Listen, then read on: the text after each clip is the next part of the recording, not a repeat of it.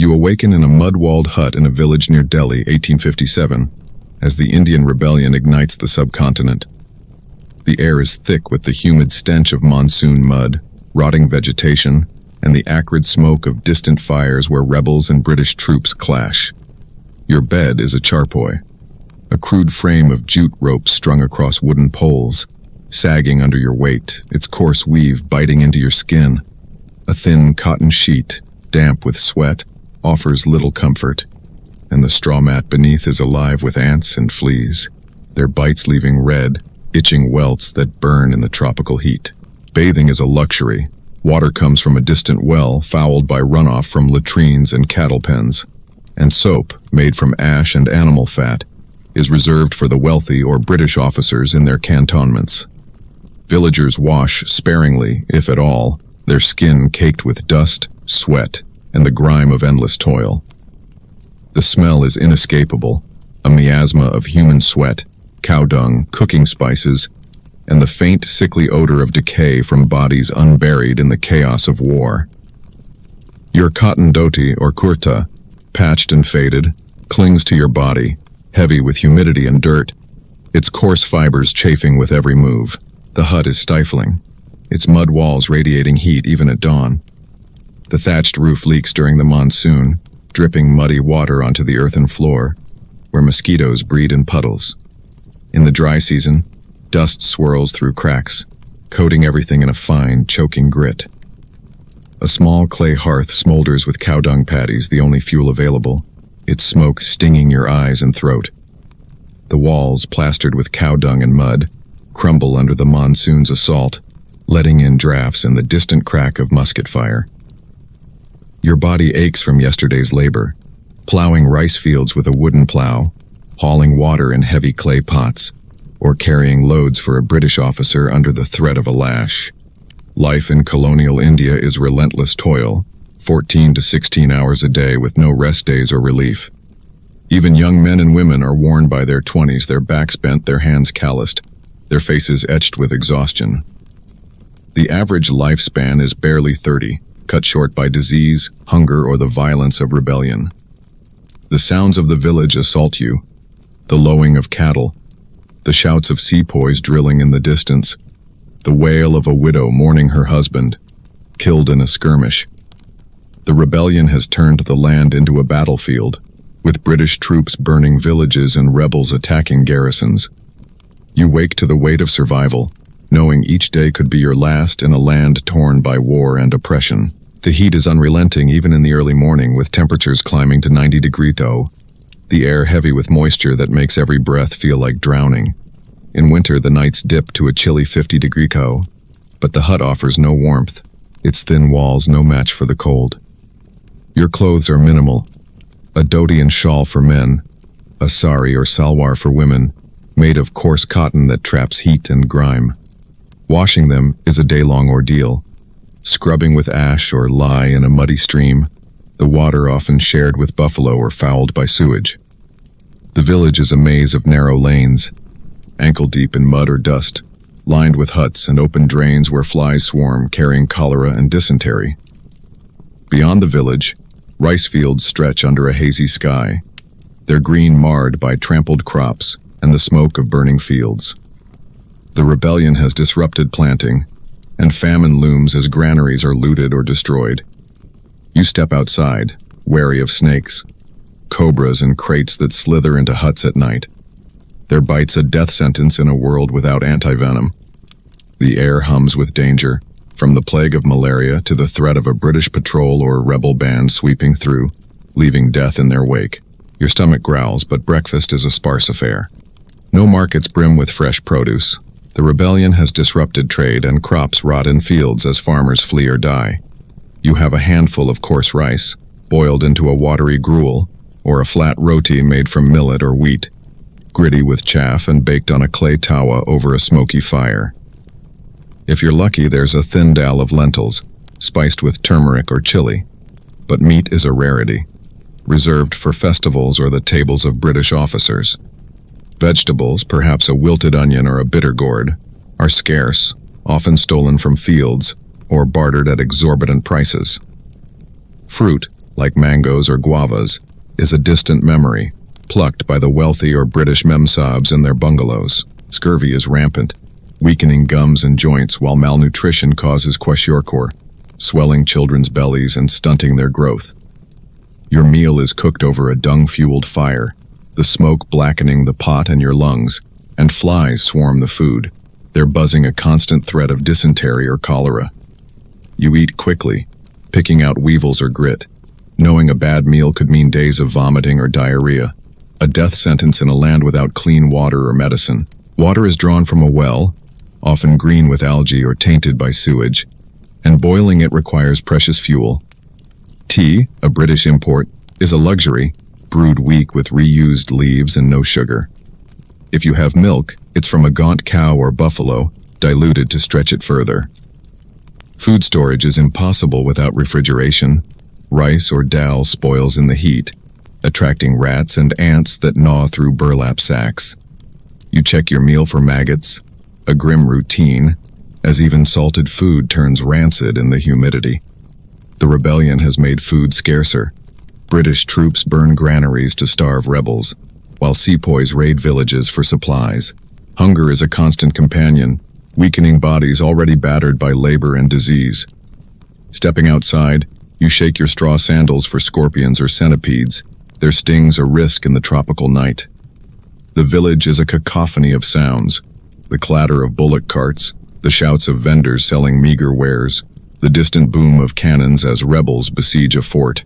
The air is thick with the stench of open latrines, rotting crops, and the unburied dead, a reminder of the rebellion's toll. Malaria mosquitoes buzz incessantly, their bites bringing fever and chills that can kill in days. Medical care is a myth. Village vaids use herbs or chants, but their remedies fail against plague or infection. A fever means prayer, not medicine, and death is never far. You navigate the village's muddy lanes, passing a roadside shrine where incense burns, its sweet smoke mingling with the reek of sewage and decay. The local tavern, a mud-walled shack, serves arak, a fiery liquor distilled from palm sap that burns your throat and clouds your mind. Some batches are tainted with methanol, causing blindness or convulsions, but the poor drink to forget the rebellion's horrors. Fights erupt over debts, cast slights or stolen rice, and knives flash in the dim light of oil lamps. Weapons are everywhere. Farmers carry sickles, sepoys their muskets, women a small knife tucked in their waistband. The rebellion has armed the land. Rebels and British troops alike roam, and a wrong word to either can mean a bullet or a noose. Village headmen, loyal to the British or rebels, enforce order with fists or whips, but law is fragile. Thieves and dacoits prey on the chaos, looting huts or ambushing travelers. Suspicion rules, accused of spying for the British or harboring rebels. You might face a mob, tied to a banyan tree and beaten without trial.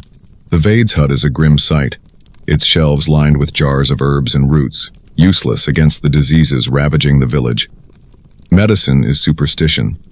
Turmeric for wounds, neem for fever, or prayers to ward off evil spirits. Surgery means a rusty blade, no anesthesia beyond a rack, and infection is certain. A broken bone might be splinted with bamboo, but gangrene often follows, requiring amputation with a saw, the patient screaming as blood pools on the dirt floor. Childbirth is a deadly gamble. 1 in 4 women die bleeding out or septic, with midwives using unwashed hands or cow dung poultices. Smallpox scars faces, malaria fells the young, and cholera sweeps through, killing in hours with violent diarrhea. The rebellion worsens disease. Corpses pile in ditches, unburied, breeding flies and plague. The village is a petri dish, its lanes choked with manure, mud, and refuse, where a single sip of water can be fatal. The British cantonment, with its clean wells and doctors, is a world away, reserved for sahibs and their families while villagers die in the dirt. Midday brings a meal of roti and dal, eaten on the hut's floor, the air heavy with smoke and the buzz of flies.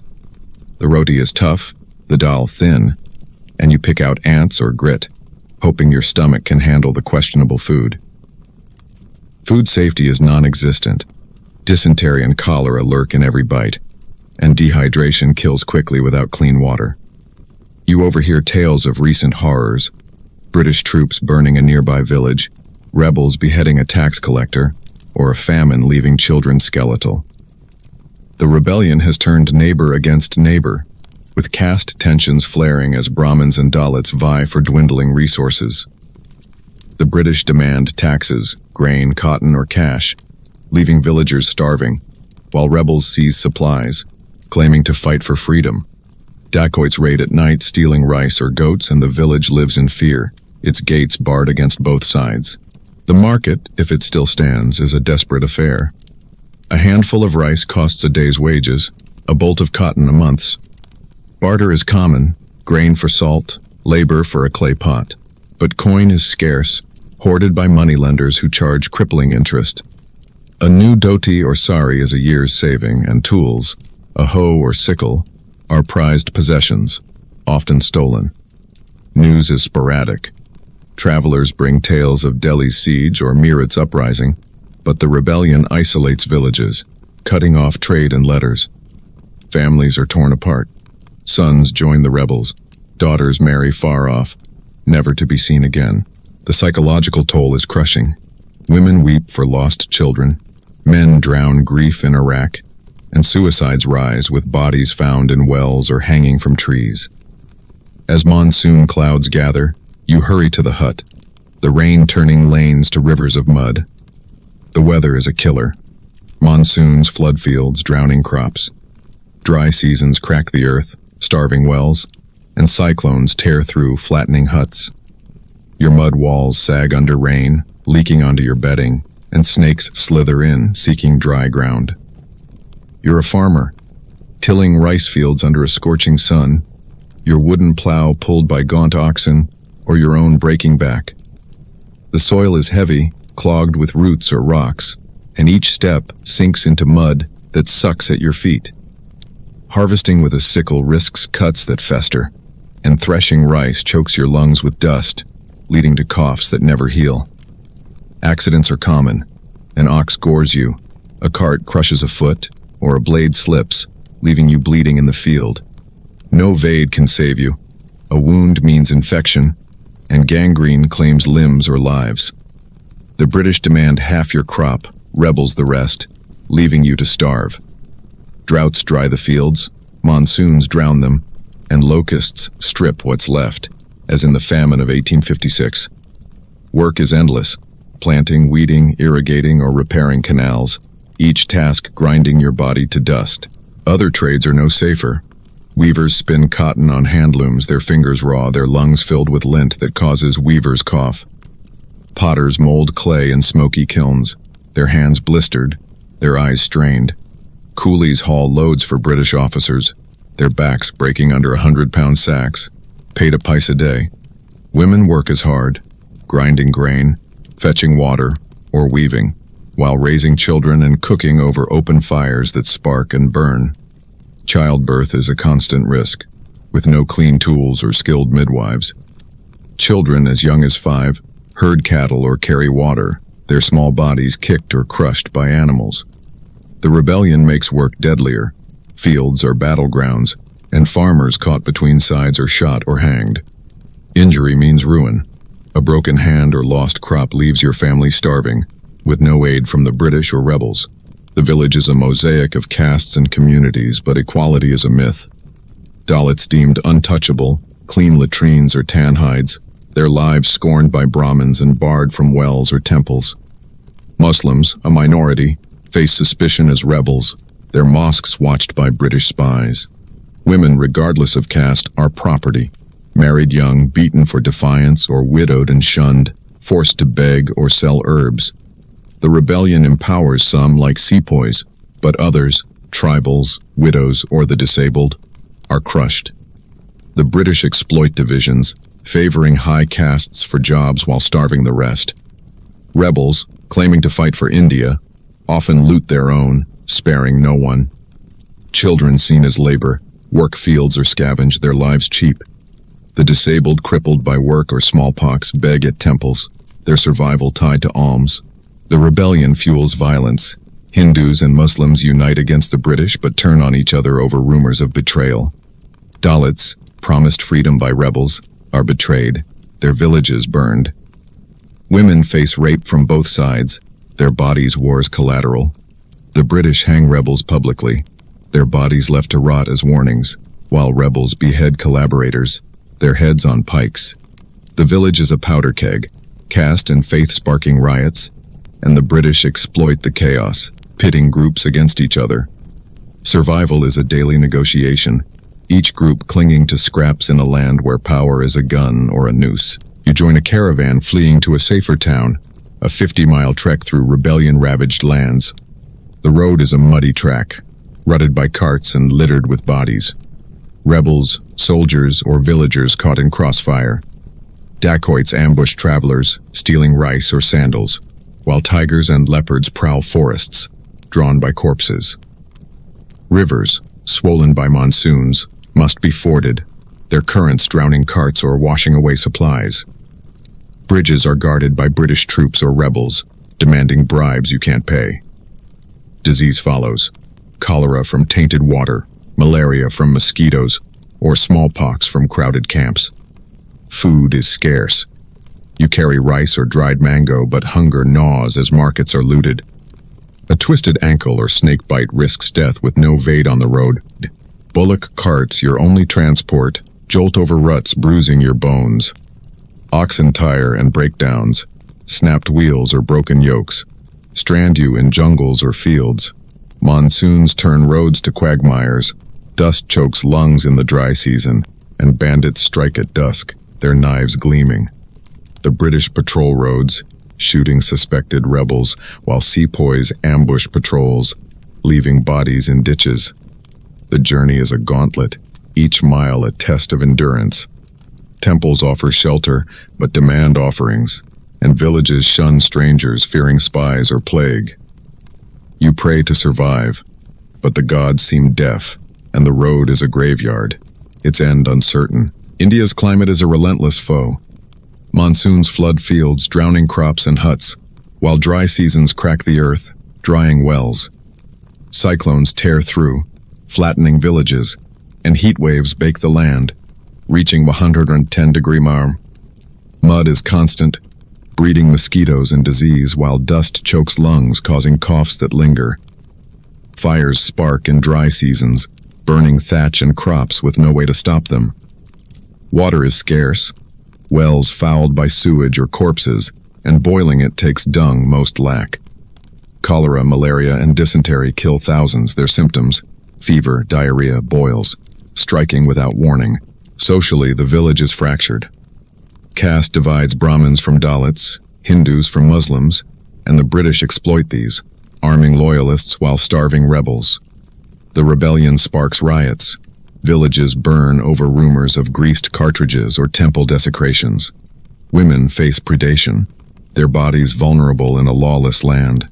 Children, exploited as labor, die young, their graves unmarked. The British rule with an iron fist, their taxes and lash crushing the poor, while rebels promise freedom but deliver chaos. Charity is rare. Temples demand offerings, and the British care only for profit. The village is a battlefield, survival a war against nature and man. Technology is sparse and dangerous. Wooden plows break on rocky soil, sickles cut hands, and bullock carts collapse under loads. Muskets, used by sepoys, misfire, killing their wielders, while British cannons level villages. Oil lamps light huts but spark fires, and looms or pottery wheels are hand-driven, exhausting their users. Medicine is herbal, turmeric, neem, or Ayurvedic brews, but fails against plague or infection. The British bring railways, but they're for troops and goods, not villagers, costing a month's wages for a ticket. Economically, the village is crushed. The British drain wealth, taxing crops and cotton, while rebels loot what's left. A day's labor buys a handful of rice, a sari a year's wages. Barter, grain for salt, labor for cloth, is common, but cash is scarce, hoarded by moneylenders or British. Markets are empty, goods looted or burned, and debt traps families, their land seized. The rebellion disrupts trade, starving villages, and famine looms. Survival is a daily gamble, wealth a dream for the British alone. Night falls and you huddle in your hut, an oil lamp casting flickering shadows. The flame risks burning the thatch, leaving you homeless. Your body aches from labor, your stomach twists from hunger or tainted rice. Your mind races with fear of rebels, British, or the next fever. The village is silent but for wails and the distant crack of gunfire. The rebellion and disease spare no one, claiming rich and poor alike. Tomorrow brings more toil, more danger, more uncertainty. Colonial India is a crucible testing body and soul. The gods promise salvation, but the land delivers death, its trials unrelenting. You sleep fitfully, haunted by the creak of a cart or the howl of a jackal, wondering if you'll wake to another day in a world that devours its own.